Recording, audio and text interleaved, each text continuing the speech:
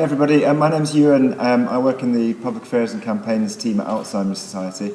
Ian's asked me to come along and talk to you today as part of this event about some of the learnings that we've had from our Fixed Dementia Care campaign, some of the learnings from our wider campaign work, some things that we've learned from working with people with dementia and their families in that work, and hopefully there's some read across into the activities that you're doing today and then the planning that you've got going forward beyond today as well. I want to start by introducing you to Nimisha and Namrata, who are the two women at the bottom left here. Their mother Usha and their father Sharad, who's the gentleman in the picture at the top. Sharad was diagnosed with dementia in 2015. And as part of our campaign work, Nimisha came to Alzheimer Society and said that she wanted to tell her story and speak out about the experience that she'd had and that their family had had in trying to access care for their father. They told us a story that we hear time and time again about how they had struggled to access the care that they need, and about how when their father had first been diagnosed, they expected that there would be a system of support, there would be a system that would help them through this, but in fact they found that the system, rather than supporting them, actually became an extra struggle that they had to fight with, and an extra problem that they had beyond their father's diagnosis. So some of the stuff they told us was really striking. So one quote Nimisha told us was, she said, we were a family facing up to dementia for the first time. We needed compassion, empathy and guidance, but we were spoken to in a way that made us feel like it was wrong to ask for support and information. So part of what we've been trying to do through our Fixed Dementia Care campaign is to try and change those experiences. And we found the most effective way to do that is to root that in people's stories, to root that in people's lived experience, and to try and tell those stories as part of our campaign work. Nimisha said that one time she rang somebody for help and they asked her what was the emergency. And she just didn't understand how the system wasn't working in the way that she and her family needed. And she came to us for help and to try and deliver a change. So I'm going to talk a bit about, as I say, some of the things that we've learned through our campaign over the past year, but then also some of the activities that we're doing about trying to deliver change based on those experiences. And hopefully, as I say, there'll be some read across into your own work. A lot of what we do through Fix is focused on social care at the moment. I'm conscious we've got colleagues here from lots of different parts of the system, social care and NHS and third sector, and people who are living with dementia yourselves as well. So I'm conscious quite a lot of what we're talking about is social care, but I'm hopeful that in some of there'll be some read across to the work that you're doing today as well. So just to give you, we'll skip through some of this, but just on the background to our Fixed Dementia Care campaign, we're trying to challenge difficulties in the system. It's based largely around three areas, so cost, quality and access.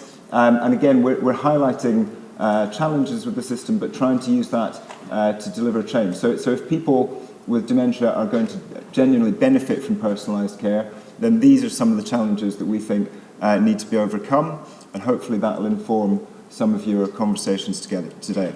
It's important not just to talk about crisis, as Ian said, but to be positive about vision for the future as well. So our vision is that everyone with dementia will be able to access good quality care and support, and will no longer face injustice if they're paying for social care. So that's what we're looking to do. We'll just talk to you about some of our policy research that's informed our campaign. So in our campaign, we've spoken to a lot of people with dementia. They've spoken to us a lot about tone and about how it's important to be honest, and it's important to talk about dignity as well. So when we speak to people about how families want us to describe these challenges, they say that they want a balance between empathy, anger and urgency. So it comes back to that issue about dignity every time. But they also want us to be honest, true to the reality, without being bleak, people have said to us. But above all, people want us to explain what's going on truthfully, really get to the heart of the issue, but also put forward solutions as well. So I'm just going to talk you through some of the recent policy work. A lot of our policy colleagues who are here today will be able to talk to you about this in more detail. But some of the findings of our recent work, so we know, a colleague from the NHS mentioned workforce earlier, we know that's a central part to finding solutions for this. So 1 in 3 home care staff we found has no dementia training at all. Only 2% of people affected by dementia say there's enough dementia training. But importantly, people say they want the training as well. So 86% of home care workers say that dementia training would enable them to provide better care. So we've been looking for solutions to these problems too. Again, conscious that this is quite challenging, but there's sometimes a bit of tension between different parts of the system. So when we've spoken to care home managers, often they say that interlink with the NHS isn't working as well as it should do. And I know that a lot of what you're looking at today in terms of integration is looking at finding solutions to some of those problems and some of those feelings as well. I'll skip through some of these slides, but just want to say it's not just about money, it's not just about the way that the system's working, it's about how people with dementia feel as well. So we can see very clearly when we survey people, when we do surveys about how families are feeling, those pressures on the system are really feeding through into people's experiences in their day-to-day lives. So a recent survey we did, 63% of people with dementia said they felt lonely, 62% said they felt anxious, and there's a real disconnect there between the amount that people are having to pay for care, but then the quality of what they're getting at the end. And again, there's some more research there about pressures on the NHS, which are well known to everybody here. I want to talk very quickly about our all-party group on dementia. So the All-Party Group on Dementia is a group of MPs and peers who have an interest in trying to deliver change on dementia, and they come together, and Alzheimer's Society supports that group in the work that they do. We published a great report last year. We'll leave some copies outside at lunch if you would like to have a longer read of it. It was called Hidden No More, Dementia and Disability. And again, it sort of demonstrated the people's experiences of a system, but that it's not just about the health and care system, but it's about social attitudes as well. So although when the stress on the system is feeding through into people's day-to-day experience. So 98% of people who took part in this work felt that they were treated differently to people with other conditions or impairments. 1 in 4 said they'd faced stigma. 1 in 5 had to leave the workforce because of their diagnosis, and around a third said they had concerns about transport as well. So again, that idea of it's not just about the health and care system, it's feeding across into wider social attitudes as well. Where does integration fit into this? Well, we've been clear an integrated approach has to be part of the solution. So again, we all know the numbers about how shortages in social care are feeding through into problems in the NHS. So it's costing the NHS hundreds of millions of pounds because people are in hospital and can't get out into the care that they need. Around half of delayed discharges, according to the research that we've done, are due to a lack of appropriate care at the other end. And so we need to see better integrated approaches that won't just deliver improvements in people's quality of life, but it will prove funding challenges across the system as well, and hopefully start to make some of that work better too. So in the context of today, how does that affect integration? How does the work that we've done on our care campaigning through FIX affect you on integration? Oh, God, that's where the beeper's gone. We're asking you to look at, could the money that's being spent inappropriately on people with dementia in the NHS be better spent? And the question really is, what if that £170 million that's being wasted on delayed discharge could be invested in personal health budgets or in other interventions instead? So it's I think part of your work today is around starting to think about how that system link across can be delivered to improve outcomes for people.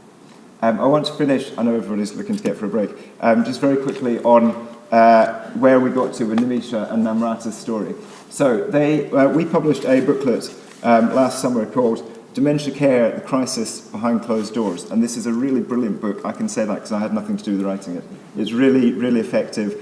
We've got 12 different families who've come and told us their stories, told us about how the care system has affected them and affected their lives. Again, we'll leave some copies outside if you would like to pick a copy up. But we know that has made, speaking about people's experiences, has made a real difference. So when we launched that booklet, the Daily Mail started running a story around some policy research we'd run about how much people were spending on care every month because the support wasn't there for them. And when the Mail ran that story, they said they had an overwhelming response from people. So it's not just about the fact that the numbers stack up. There's a real need. There's a real